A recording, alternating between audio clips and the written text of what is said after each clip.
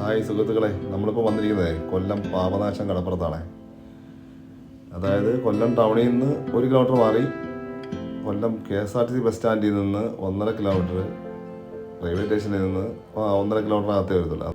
ഞാനിപ്പോൾ ഇത് പറയാൻ കാരണം എന്ന് പറഞ്ഞാൽ, നമ്മൾ കൊല്ലത്ത് വന്ന കണ്ടിരിക്കേണ്ട കുറച്ച് സ്ഥലങ്ങളിൽ തൊട്ടടുത്തടുത്തായി കാണുന്ന കുറച്ച് സ്ഥലങ്ങളുണ്ട്. അത് നിങ്ങളെ ഒന്ന് അറിയിക്കാൻ വേണ്ടിയാണ്. അതായത് കൊല്ലം ബീച്ച്, പിന്നെ തങ്കശ്ശേരി ലൈറ്റ് ഹൗസ്, വാടി ഹാർബർ, കൊല്ലം പോർട്ട്, പിന്നെ കാഷ്യൂ കോർപ്പറേഷൻ. പിന്നെ ഇവിടുന്ന് കുറച്ച് ദൂരം കൂടെ പോയി കഴിഞ്ഞാൽ, ഇതേ ലൈനിൽ കുറച്ച് ദൂരം കൂടെ പോയി കഴിഞ്ഞാൽ നമുക്ക് താന്നി ബീച്ച് പോകാം, പനവൂര് പോകാം, പിന്നെ വർക്കല പോകാം. അത് വർക്കലയൊക്കെ കുറച്ച് ദൂരമുണ്ട്. അതെ, വാടി ഹാർബറിൽ ചെല്ലെങ്കിൽ നമുക്ക് ഫ്രഷായിട്ട് മീനൊക്കെ കിട്ടും. ഡപ്പ് പിടിച്ചുകൊണ്ടിരുന്ന മീൻ നമുക്ക് പിടിച്ചുകൊണ്ട് പോകാം. അതൊരു കാര്യം. പിന്നെ CDC കാഷ്യൂ കോർപ്പറേഷൻ, അത് നമുക്കുള്ള ലാഭമായിട്ട് അതിൻ്റെ ഔട്ട്ലെറ്റ് എൻ്റെ അടുത്ത് തന്നെ ഉണ്ട്. അവിടെ നിന്ന് നമുക്ക് ഫ്രഷായിട്ട് ലാഭമായിട്ടും ക്യാഷ് മേടിക്കാം. അപ്പോൾ പറഞ്ഞു വരുന്നതെന്ന് പറഞ്ഞാൽ, കൊല്ലം ബീച്ച് വരികയാണെങ്കിൽ ഇത്രയും കാര്യങ്ങൾ നടത്തിക്കൊണ്ട് നമുക്ക് പോവാം. വാടിയിലൊക്കെ നമുക്ക് രാത്രി 12 മണി തൊട്ട് മീൻ വരാൻ തുടങ്ങും. വൈകുന്നേരം 6 മണി വരെ നമുക്ക് ഫ്രഷ് മീൻ കിട്ടും, ചൂണ്ട മീൻ കിട്ടും. ഇല്ല കേട്ടോ, അതിനെപ്പറ്റിയുള്ള വീഡിയോ ഞാൻ ഇനി അടുത്ത വരുന്ന അവസരങ്ങളിൽ നമുക്ക് ചെയ്യാം.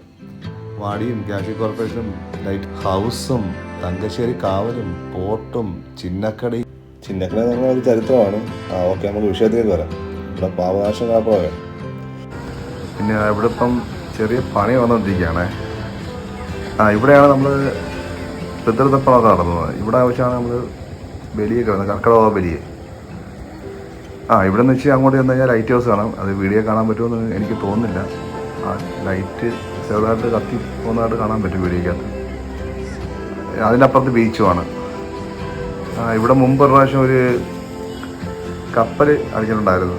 അന്ന് വാർത്തയായതാണ്, മാധ്യമങ്ങളിലൊക്കെ വാർത്ത വന്നിട്ടുണ്ടായിരുന്നു. അത് കപ്പൽ വന്ന സ്ഥലം കണ്ടായി ഇവിടുന്ന് ഇച്ചിരി അങ്ങോട്ട് മാറിയാണ് കപ്പൽ വന്നത്. ആ ഭാഗത്താണ് കപ്പൽ അടിച്ചിടുന്നത്.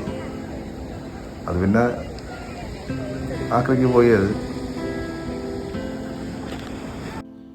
ഇവിടെ നിന്നപ്പോഴാണ് ഒരു കാര്യം ഓർമ്മിച്ചത്. നാളെ ചുഴലിക്കാറ്റ് മാൻത ആന്ധ്ര തീരം തൊടുകയാണല്ലേ. അപ്പം നാളെ ഒഡീഷയിലും ആന്ധ്രയിലൊക്കെ ജാഗ്രതാ നിർദ്ദേശമാണ് കേട്ടോ.